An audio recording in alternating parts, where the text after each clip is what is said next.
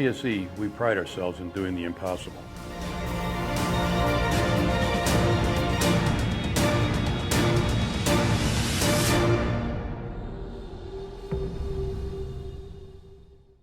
Fishing.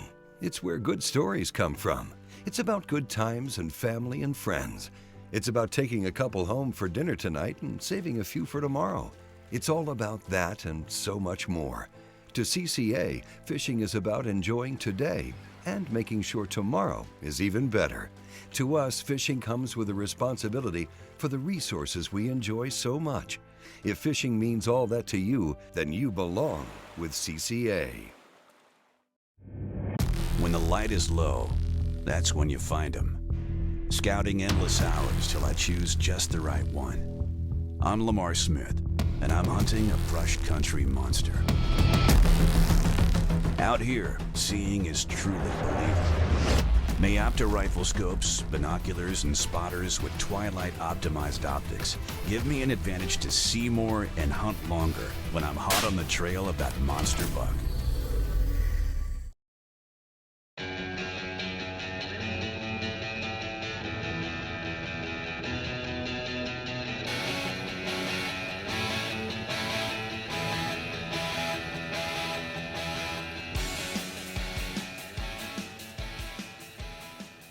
Well, this is actually an area that Jared hunted last year, but he didn't get an opportunity to come early in the year. You know, he came like really during the middle of deer season before he got a chance to come. So we got the opportunity this year to come up early season, actually before the season comes in. It's late summer, just kind of to see how everything is. Because one thing you'll notice when you look at something like in the summer or end of the summer, you really get to see where all the browse and all that kind of stuff is. You know, once, if you only show up, say, during deer season, you know, we've had a freeze, all the leaves have fallen off, nothing looks the same. So it's really good to come this time of the year, you know, you get a chance to see if there are any acorns, any pecans, you know, here's some muscadines, which is preferred food this time of the year. Early season bow hunting, you know, is, boy, if you can find some soft mass, persimmons, muscadine, that's just something, you know, there's sweet fruit that comes off at the end of summer, and those deer really target that because whitetail deer love anything sweet. We know that from the deer feeds out there. You know, everybody's talking sweet beets, peanut butter flavored this, persimmon flavored that, you know, because deer really like sweet foods, and so these are naturally sweet foods.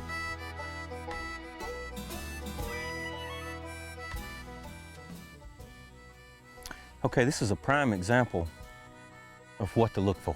You know, there's a lot of deer tracks here. This is actually a food plot that's already been planted. You know, we recently had a big rain. It's just coming up. And this is, you know, to me, one of the best times. It's when they like it the best. Yeah, they'll utilize it, you know, as it gets later in the winter and hard for them to find food. But right now, they like anything new. This food plot's looks like it's got wheat in it, and it's got Australian winter peas. And everything's brand new. But what we can tell, you know, it's a lot of deer tracks here, and they're coming, you know, it's a big, thick area. So undoubtedly, there's a lot of deer bedded in there that are coming out using this field. And the other deal is what I really like, some of these tracks are going really deep in the ground. And normally what that means, that's a, you know, a heavy bodied deer, a buck deer. You know, that's what we're after. So, you know, a prime example of something, you know, when you can also, you know, some of this stuff, you can see right here where it's already been nipped off, where they've been out here grazing on it, and they're eating those fresh shoots. But, you know, early season deer hunting in the South is tough. It's not like what you see in the Midwest and other places because our weather is extremely warm, you know, so it really takes something special like a soft mass crop or a new food plot like this, some kind of food source that really draws them out in the daytime because, you know, typically in the South, early season hunting is pretty hard just because the deer have a tendency to move at night and not during the daytime. But okay, another thing about this situation that we have here, we know the deer are bedded here, you know, which is to the south. You know, the deer are bedded to the south of us, you know, so actually kind of to the southwest. So, you know, the best wind for this, without a doubt, is a south to southwest wind. Maybe get by hunting here on the southeast but again, you're cutting off some of your, you know, access to the field. Another problem you run into a lot of times, like this is the bow stand. This is where we need to be set up. The deer coming from there. There are no trees here. There are no trees big enough to climb. So this is a perfect scenario for a pop-up blind. And the deal is, I see this done on television where they just pop a blind up and hunt the deer and don't hide it. But typically, I'm gonna brag on our deer in the South. They get hunted a lot. We have a long deer season. It comes in October the 1st. It goes out January the 31st. So our deer are very intelligent. They know what a deer stand is. So I like to hide mine really good. This is a perfect place for it, actually. It has a lot of natural cover around it. You go in, cut a hole out, put the blind here, and then I will use that brush that I cut out, to cover the face of it. Because when they look down this line, anything different, they come every day here. So if I stick something out over here that doesn't look natural, and our #1 deer to pick you off is one of our mature does. A mature doe in the South, to me, a doe that's lived 3 years or longer, is probably the toughest animal on the planet, or at least in the United States, to hunt, because she's seen all the tricks. And the first thing she's gonna come out and do is snort and run all the other deer off. So I feel like if I can get a mature doe to come in this field, I'm hid. I can kill anything there is here. Because that's the #1 animal. She's the one, she's looking for everything. So that's the reason I just, when you look down that brush line, I just want that pop-up blind to look the same way. I just don't want her, when she comes out and looks around, because she's gonna set back out there and look around before, she's not gonna run out here in this field. She's gonna take her time and work her way in, and she's gonna really check everything out. So when she's doing that, I don't want anything sticking out. And I can promise you, if I go throw up one of those pop-up blinds out here and I don't hide it, it's done. We ain't killing anything out of it. You might can kill a turkey out of it. You cannot kill a whitetail out of it. Not one that's, 3 years or older, because they've seen it all,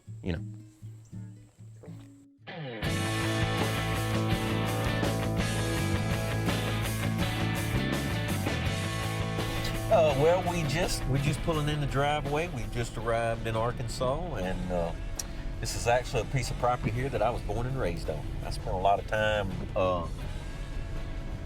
exploring, hunting small animals. This is, I guess, the place where I got my love for the outdoors. My parents live here now. My mother and father both live here. I had a sister. I don't know what happened to her, but I haven't seen her in a while, but she's kind of a rogue. But actually, this is where my parents live, and my sister lives in Hot Springs, but I do know where she lives. But this is it. This is where I did lots of killing at. Hopefully our plan is we're going to do a little early season hunting. It's, the hunting, to me, the hunting season opener, bow deer season just came in. You can archery season and squirrel season's in. So we're going to try to mix it up, a little mixed bag. Maybe squirrel hunt in the morning, deer hunt in the afternoon, or vice versa, and just see what works. We got a little weather system coming, and I'm feeling good about it. I'll just tell you this: I know a lot about the ground. Like I could guide on this ground. I know every inch of it. I know every sprig of grass. I have pretty much explored all of it, so I do know my way around here.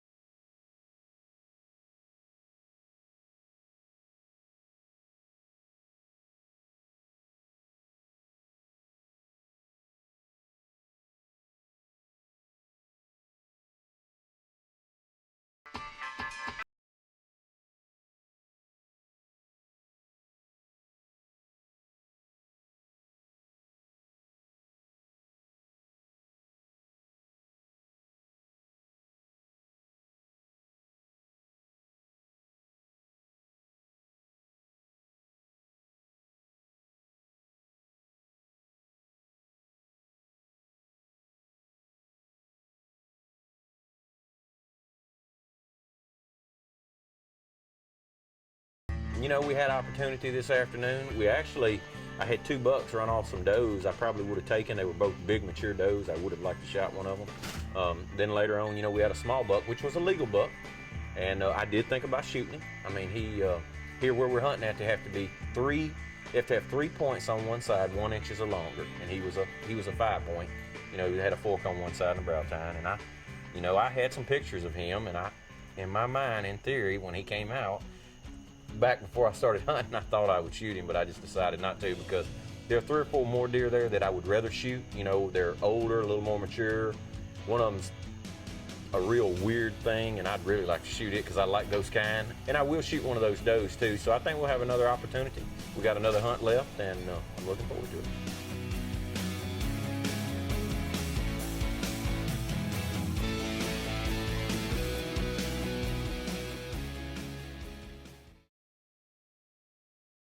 Bowie Outfitters is your one-stop shop for all types of outdoor cooking. Tailgating? We've got Bayou Classic barbecue pits and King Cooker jambalaya pots. If frying's your favorite, check out R&V Works Cajun fryers and Cajun injector products to keep meat moist and flavorful. Black iron skillets are key in a southern kitchen, and Bowie carries a big selection of Lodge cast iron, plus Bayou Classic pots for your next crawfish boil. Come to Bowie Outfitters and let us get you cooking. Bowie Outfitters, everything outdoors. When the light is low, that's when you find them. Scouting endless hours till I choose just the right one. I'm Lamar Smith, and I'm hunting a brush country monster. Out here, seeing is truly believing. Mayapta rifle scopes, binoculars, and spotters with twilight-optimized optics give me an advantage to see more and hunt longer when I'm hot on the trail of that monster buck. Everyone thought it was impossible to hit 370 feet per second.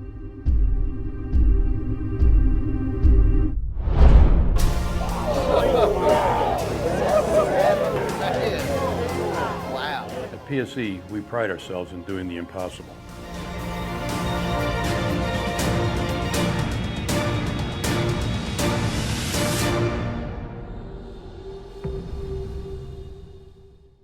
Louisiana Sportsman Magazine. For over 31 years, your source for fishing and hunting information. Each month you will find stories by local experts on everything from bass to redfish to ducks, deer to trout and turkey. We've got incredible local information that you can use immediately to get more success outdoors. You'll also enjoy monthly columns on cooking, the latest lures, GPS locations, shooting, kayaks, and much more. Have Louisiana Sportsman delivered to your house and safe. $24.99 gets you a full year of Louisiana Sportsman. To order today, visit louisianasportsman.com.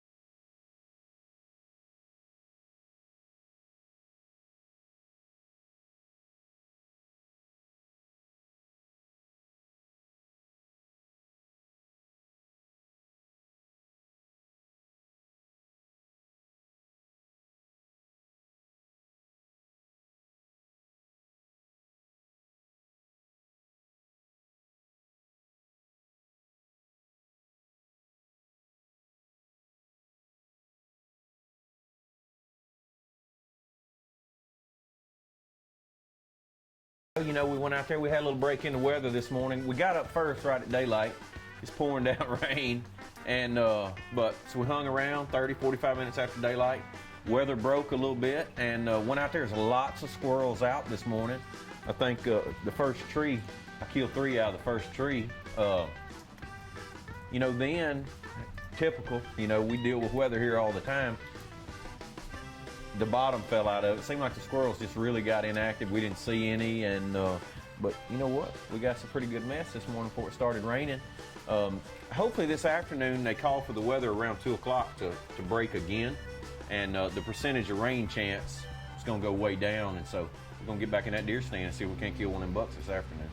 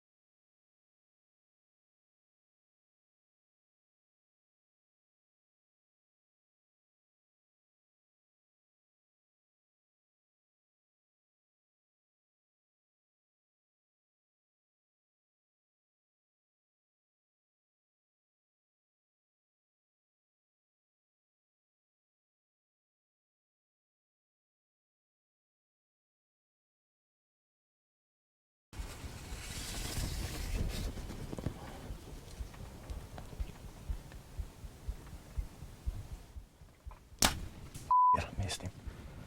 I don't know what happened. What happened? I don't know what happened. Did you shoot? Missed him.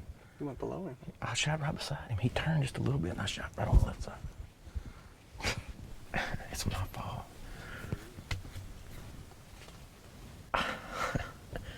The deal was I drew and then I had to lean around to get to where I could see him. And I punched the trigger. I wasn't even close to him. I just shot off out through the air. And it's my fault because I practiced shooting sitting down. But I didn't practice shooting out this blind. And I try to always tell myself that when I draw is to keep my fingers behind that trigger so that doesn't happen. So I'm just pulling with my wrist. And I guess I was trigger happy and I was on that trigger. When I squeezed around, I punched that trigger. That air didn't even get close to him. It just shot off out through I couldn't even see him. I couldn't even see him to the peak. I couldn't even see him to the sight jet because I was still getting around. I jacked it up. He had been there for 30 minutes. 30 minutes. Which deer was that? It was actually the best deer I had a picture of here. And this is the funny thing about it. I've had pictures of him now for over a month. And I never seen, now I had pictures of him in the daytime when he was in velvet. But once he's lost his velvet, I never got a picture of him in the daytime. I actually never thought we would see him. I really was hunting that big cull, the deer that's got the big old fork. And I just took for granted I'd never see that deer. And when I peeped around and I saw him come up the bank, I was like he read the script. He showed up for Sportsman TV. I just didn't show up. He did. It's terrible. He's freaking 20 yards. I mean, I could hit him with a stick.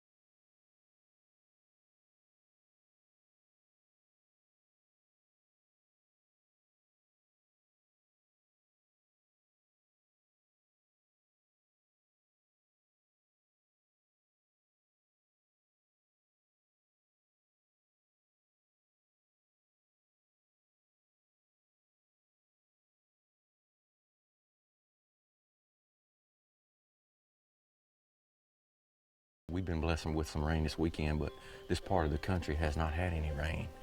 And that's actually a spring-fed running branch, or, small creek right there. And so I know it's a good watering place. There's a big bedding area, this is pretty thick here, but there's a big bedding area, 800 yards that way, and then only about 400 yards this way is actually a cutover on the other side. So it's kind of a textbook place because those deer in the summertime concentrate around water. Now, even though it's technically fall, we're in the south, so it's still summertime. This actually here, this is rice bran. I like it a little better than corn. Like once the weather gets colder, deer probably utilize the corn a little better. This is a little higher in protein. It's got a little more fat. It's got some crude fiber in it, and they really seem to like it. And not all states allow you to hunt over it. The state we're in does allow us to hunt over bait. But all states allow you to do this and take pictures. So regardless, it's a great way to get pictures. It's also something good for the deer. And another thing I like about it, there were so many deer that came here and utilized this and got to eat from it that I had no plans on shooting. It's hard to get a food plot started this early in the south because of our dry weather. We just now got some rain. Now we'll be able to plant food plots. It's basically the same thing as a food plot in a bag. I prefer the food plots because I believe, there are a lot more deer can utilize a food plot than this, but in a situation like we have here, I don't have an opportunity. There are no acorns, the persimmons hadn't started falling yet, so, to me, I felt like this was our best way, and you know what? it works on all sizes. That deer that 9 point that was here, I know was a 6.5-year-old deer.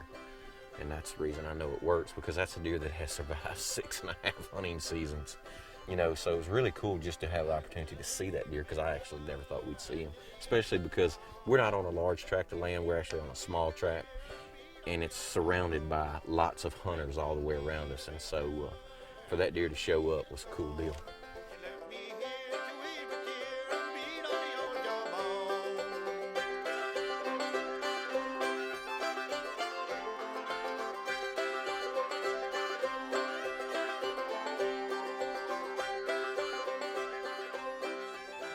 We've had a great road trip. We started off the hunting season the best way possible. We're ending the hunt with a home-cooked meal. Join us here next time on Sportsman TV.